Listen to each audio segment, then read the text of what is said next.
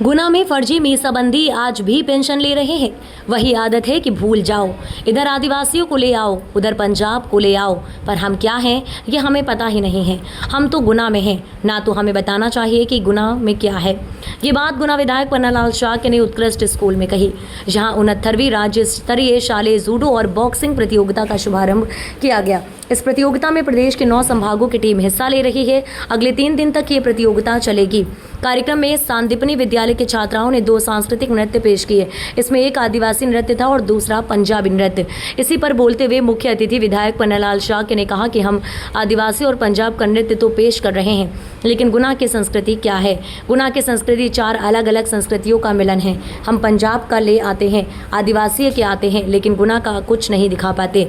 ये वैसे ही है जैसे फर्जी मीसाबंदी आज भी यहाँ पेंशन ले रहे हैं। अपने बेटा था, हम भी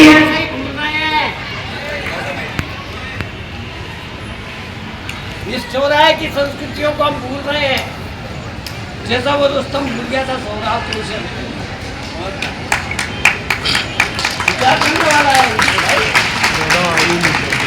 पंजाब का भांगड़ा तो जाते हो, हमें कोई वो नहीं है, आपत्ति नहीं है उसमें। जाबुआ और आदिवासी क्षेत्र का वो नृत्य भी ले आते हो, पर जहाँ की संस्कृति का क्या कर रहे हो? यहाँ की संस्कृति का केवल इतना ही कर रहा है कि हम फर्जी मीसाबंदी बोल रहे हैं ना, टेंशन ले रहे हैं। वो आदत आज भी हमारे अंदर बनी हुई है। फर्जी मीसाबंदी आज भी टेंशन ले रहे हैं।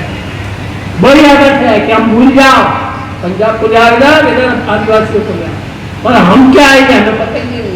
अरे हम तो गुना में है ना, इन सबको हमें बताना था जो बाहर से आए थे, इन्हें बताना था कि भाई गुना में भी इस प्रकार की संस्कृति है, वो हमने नहीं बताया। मैं श्रीमान अपने राजेश जी से निवेदन करूंगा कि इस पर पहल करने की कृपा करें, पहल करने की कृपा।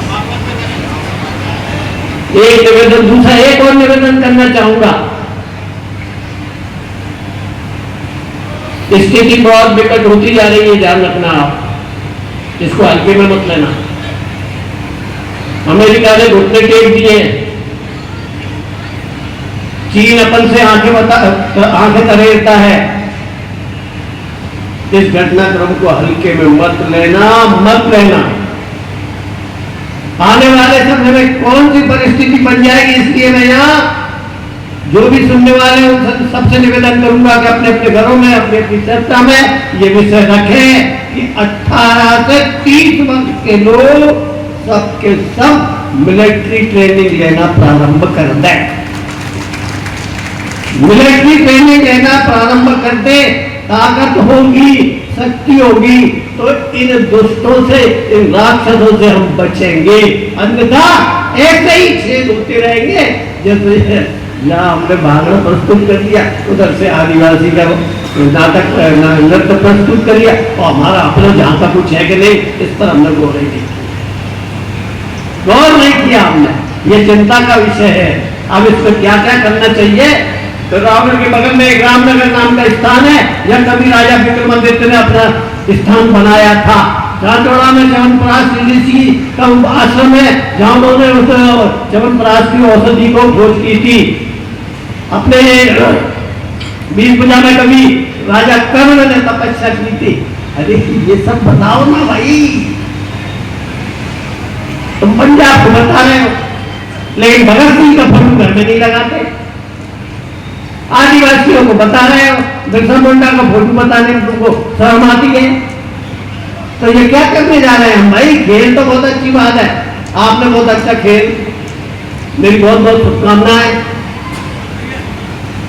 लेकिन राष्ट्रीय खेल दिवस इन 70 वर्षों में ही स्वीकार हुआ है, आज उनको घोषित हुआ है।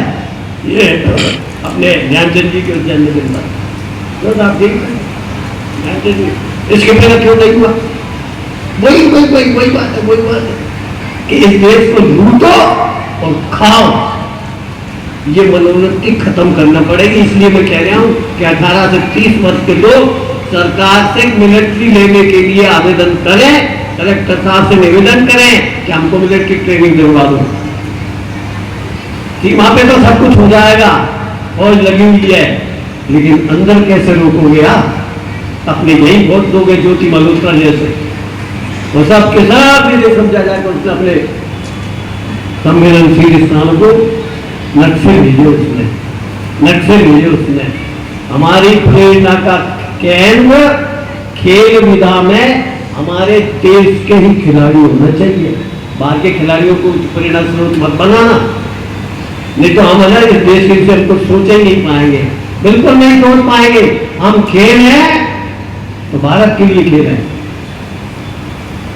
नौकरी करें तो भारत के लिए करें, व्यवसाय करें तो भारत के लिए करें, खेती करें तो भारत के लिए करें। और अगर ये नहीं कर सकते तो हम अपने आप में सुधार करें कि हम जो भी करेंगे वो भारत के लिए करेंगे।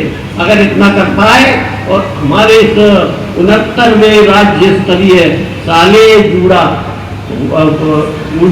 एवं बॉक्सिंग प्रतियोगिता में हमने जो भाग लिया है उसमें से कुछ न कुछ लेके जाना